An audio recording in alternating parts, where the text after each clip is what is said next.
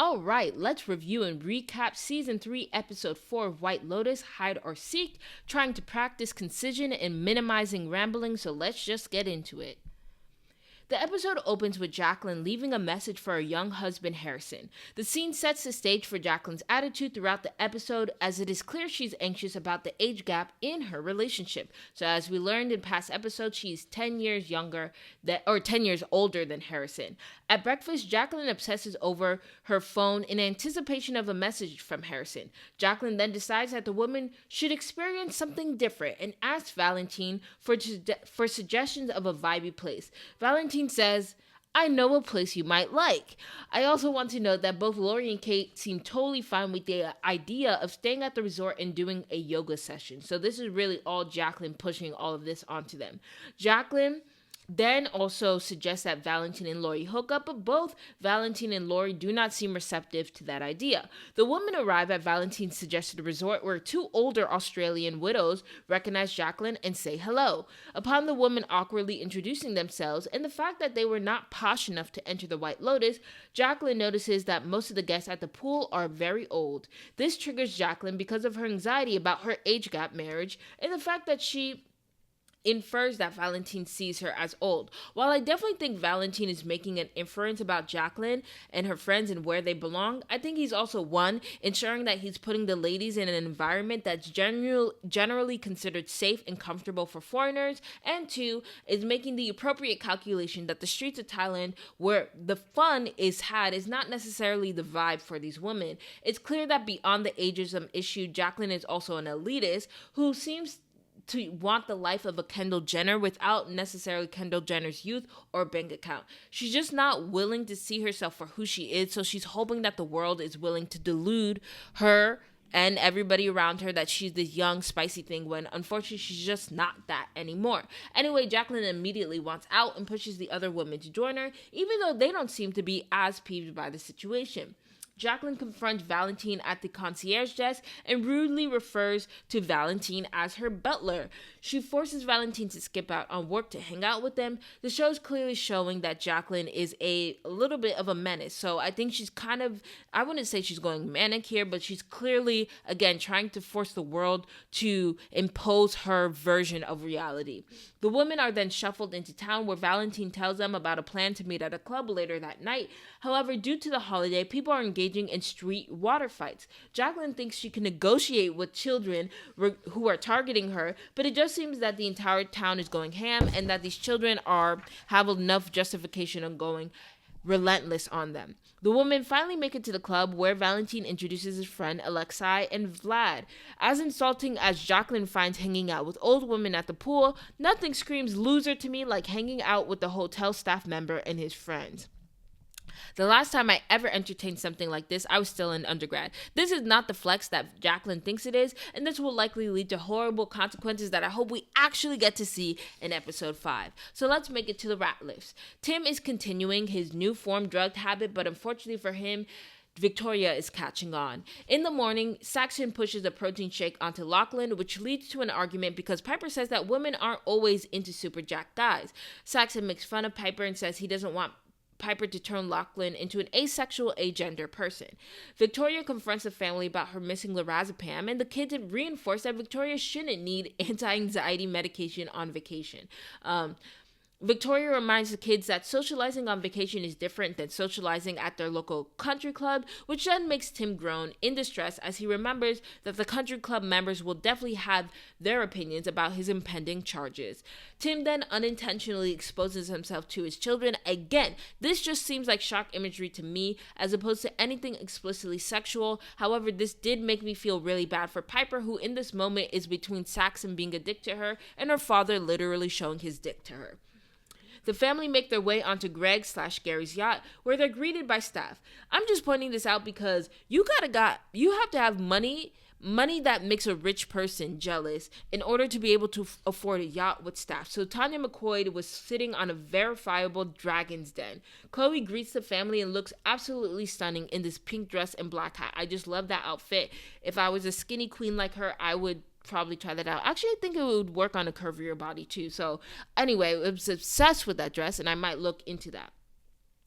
Victoria asks Gary/Greg questions, and he's elusive as ever. For some reason, Victoria needs to find a place for her tiny and non-obtrusive purse and decides to put it behind a chair pillow. In general, ladies, I don't care how safe you think a place is, purses need to be in eyesight at all times. You don't see men needing little cubbies for their wallets, so purses need to be on your person, especially in an international place. This is how people talk about, I lost my passport. Bitch, why was your passport not on your person throughout the duration of the trip? I'm not victim blaming, but also this is a very egregious situation. Please do not leave your purse in random hiding spots when you're on vacation. So the purse is left behind a pillow, and it's a plot device for Tim to steal Victoria's entire bottle of lorazepam. Anyway, Piper confronts Lockie about needing help with her revelation that she intends to live in Thailand at a meditation center for a year after graduation. Piper says this so confidently, so I suspect the show is setting Piper up to be rejected by the center at her meeting on Friday. So something about them already being full, or they're like, we need to assess you or test you, and right now we're not fully aware that you're dedicated to this. But I do not think Piper is going to get into this meditation center. Maybe, though, Tim will. Who sees? Who knows? Anyway, Lachlan is clearly offended by Piper's lie and then asks, what about me? This question has a double meaning, but I think ultimately it's about Piper putting Lachlan in a situation where he will have to choose a side and be confrontational. However, Piper answers the question as if Lachlan is concerned about what he'll do when Piper is away, and I don't think that that's actually what Lachlan was asking. Saxon beckons Lachlan away from Piper and warns Lachlan against spending time with Piper. Saxon has chosen his target for his sexual conquest, which are younger Thai women who are clearly in transactional relationships with those LBHs/losers back home. Saxon greets the woman by saying swastika, so I'm sure Mike White had no idea how relevant that would be in March 2025. Saxon tells the woman that Lachlan is 18 and hence legal. Well, again, such a dangerous behavior. And honestly, if any of these women are entertaining anything with Lachlan, I'm also giving them a major side eye. We learned that Tim's grandfather was the governor of North Carolina, which basically makes him a member of American aristocracy. Victoria clearly doesn't like the people on the boat, and when she tries to find reprieve through another hit of lorazepam, she finds that the bottle in her purse is missing. I want to point out that by this point, Victoria's body is definitely dependent on the drug. So Tim taking the bottle is very cruel because it's probably going to have dire consequences for Victoria. She's going to probably go through some withdrawal systems in the near future. Elsewhere on the boat, Lachlan is absolutely killing it as a charismatic card magician. What's so funny is that this skill of being a card magician is sort of weird in high school, but unironically very cool as an adult. And it kind of made me really surprised because it's not just that he's playing card games. He's very charismatic and charming when he's playing these games. So a part of me is also like, well, Lachlan, can't you see through your brother? Because you have a natural swag to you. Saxon doesn't. Lachlan, you do not need Saxon. Saxon is killing your groove. Anyway, Piper and Tim share a sweet moment that turns weird when high and drunk Tim can't control his emotion, and more so about the impending charges than a true love for his daughter. Although I'm sure he loves his daughter, it's just that he's probably looking at his daughter, realizing that this might be one of the last intimate moments he's able to have with her. Tim gaslights Victoria about the whereabouts of her drugs, and Victoria calls out Piper for being just as judgmental as her. Greg/Gary has a conversation with Tim and talk about living in Thailand. Tim then says the episode's namesake by claiming that people come to Thailand either are looking for something, they're hiding or looking to hide from something, or they are looking to find something, excuse my blunder here. They're looking to find something, or they are looking to run away from something. Gary and /Greg claim neither applied to him, but Tim says he's simply on vacation with his family, although he hints at potentially thinking about moving permanently to Thailand. Saxon and Lachlan decide to stay on the boat for a moon party. I truly don't care how old my children are, but I just want to say this sounds incredibly dangerous. Especially with them not having a boat. But if I were in this situation, and I'm not really old enough necessarily to have an 18-year-old son, but I would not let my 18-year-old son go on a remote island in a foreign country with strangers. We see all these true crime documentaries about people going on vacation and then being over-trusting to strangers. And while I know it is a part of, life and what's happening, if I'm on a family vacation, please, my sons, I know you want to have fun, but do something a little bit more normal and at least collect your phones before you do that. At dinner, Victoria jokes about the boat being filled with conmen and tax thieves. She also has a sixth sense about Greg/Gary being a murderer. Victoria then extols Tim for being a man of virtue, which of course freaks him out. Tim then gets his phone from Pam where he has a call with his lawyer. His lawyer says Kenny Gwynn has cooperated with the feds, which means that the best option for Tim is to plead guilty. The lawyer predicts that Tim can cut a deal that lands him with just a few months of jail time. The lawyer also provides that the feds have likely frozen Tim's assets. I was a bit confused about the taking the house point. Usually restitution for crime is equivalent to the money embezzled. Tim said he only made $10 million from the scheme, so unless he was underplaying the scope of the frauds, I don't think the feds would have enough to be able to seize his entire house. But I don't know. They might freeze the assets or the house, or kind of claim that they are the primary people who are able, or what is it called, when they're the primary people who are able to collect money on the house. But for the most part, I don't think it would be all that big of a deal. And if you're wondering how people are able to evade criminal restitution, just look at how Jordan Belfort, who is the subject of The Wolf of Wall Street, has been able to do it. It's serious, but it's not that serious. It's a mixed bag when you come to restitution for crime. Anyway, Tim says he'd rather die than go to prison, which is why the show made him the primary suspect for Guy Talk's missing gun, but I think it might be a fake out. But I'm oscillating there. Tim might not be the person who actually has the gun, so it'll be interesting to see if it's not Tim, who it is actually. So let's get to Chelsea and Rick. At breakfast, Chelsea tells Rick that things happen in threes, and since she was involved in an armed robbery and got bitten by a snake, she thinks that one other thing is coming. I just think that this was a little bit clunky writing, especially considering the image right before the transition is this scene of the three monkeys. So there have been times where I feel like Chelsea has been made a mouthpiece for like exposition or, being very literal when I don't necessarily think she needs to be. Anyway, Rick and Chelsea get into another argument about the boat, which leads to Chelsea crying. Rick ultimately acquiesces and decides to go on the boat with Chelsea before taking a flight to Bangkok. Chelsea is an absolute doll, and I love this moment because upon passing the hotel store, Chelsea makes a point to check up on the sales clerk who experienced the robbery. Meanwhile, Rick bumps into Amrita, who says Rick is not stuck and that he can, quote, let go of his story and escape the karmic cycle that he is in. This will likely factor into the decisions Rick makes while he's in Bangkok. And I also find it interesting, maybe I should wait for it, but I find it interesting because essentially we learned that Rick is going to Bangkok by himself, so it'll be interesting to see how those scenes play out. We have definitely seen scenes of people going on trips like we saw in season 2, but in that trip it was Daphne going on a trip with Harper, so it was at least 2 main cast members out there in a different town. Anyway, Chelsea and Rick have a necessary conversation where Chelsea provides an ultimatum. Either Rick lets her in or their relationship is over. Rick reveals that he believes Jim Hollinger murdered his father. The story Rick has is that his father was doing the right thing in Thailand. Rick feels sure that this is a fact because his mother told him on her deathbed. So my current theory is that Jim Hollinger is actually his father, and he learns that his father is an exploitative shithead, and his life probably wouldn't have turned out any differently if his father had actually been involved in his life. Chloe then asks Gary/Greg for the boat, and he gives her permission to use that boat. So this is, of course, is going to be nighttime here on the boat, which I think is going to be it's going to be a very bad time. Something bad is going to happen on this boat. Rick will not be seeing that boat party though because he insists on going to Bangkok, but Chelsea will unfortunately be in attendance. So this might be her three-peater, something that happens to her on that boat. And then we get a image of Greg/Gary at his massive estate, where we see Greg/Gary going through Belinda's Instagram account, singling out a photo of Belinda and her son Zion.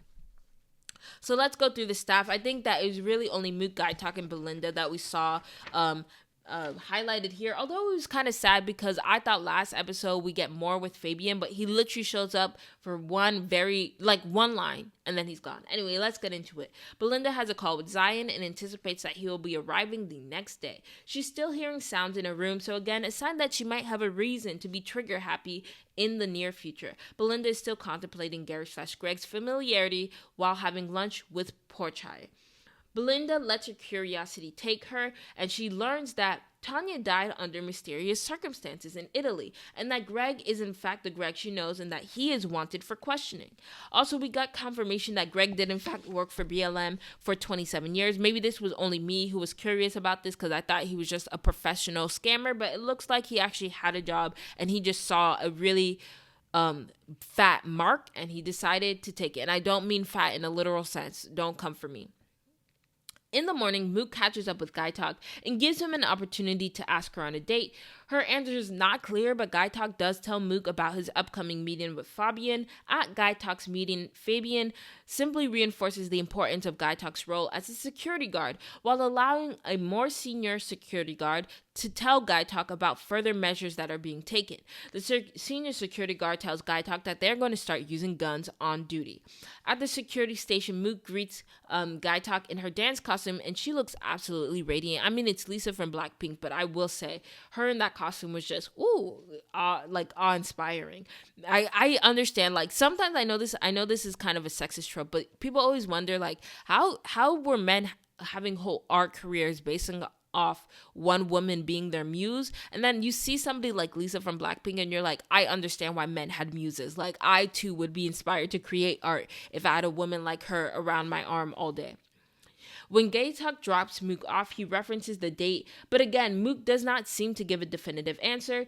I'm going to give Mook the benefit of the doubt. I think she needs to maintain on good terms with Guy Talk, but also they are childhood friends, so it makes sense that she feels a level of comfort and that he's just pushing this aspect of romance onto the relationship that just doesn't exist. But either way, I do think Mook is extremely underdeveloped, especially this far into the season. Like, if you compare her to Mia and Lucia from season 2, it's like it's not comparable at all. But it's hard to tell what her sincerity level is, or even to feel like I'm secure on anything. But I will say I'm uncomfortable with people like kind of saying that she's like leading Guy Talk on. I don't think that's what's happening necessarily. I just think that this is her friend. I'm sure this is how she interacted with him before he got weird and started to express his romantic feelings for her. So what is she supposed to do? Just be mean? Because then if she's mean and then completely cuts him off, then that would also be an issue. So I feel like women are put in this situation and there's no right answer for how they're supposed to respond. Either way, it is clear that Guy Talk's little side quest caused the gun to go missing. I tried to shield my boy, I really did, because I still think the security infrastructure at this White Lotus is horrible, but I do think Guy Talk, this is negligence. You cannot leave a gun out. This doesn't even happen in America. You can't leave a gun out without it being locked and put somewhere or have it on your person, but now we know that there's an errant gun.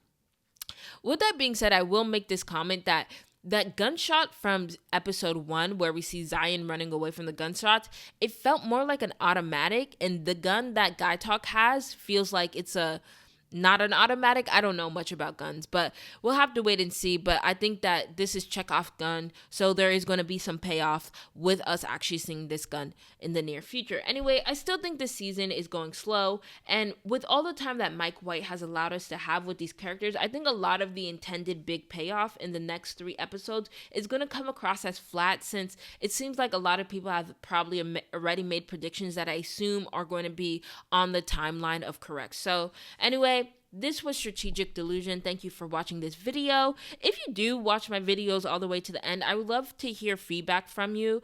I am trying to grow this channel, so yeah, just a little vulnerability. I've been really depressed by my numbers, but I guess I know I'm not at the same quality level of other YouTubers, so yeah, if you have any tips and tricks, please let me know, especially if you get to the end. All right, have a great day, everyone.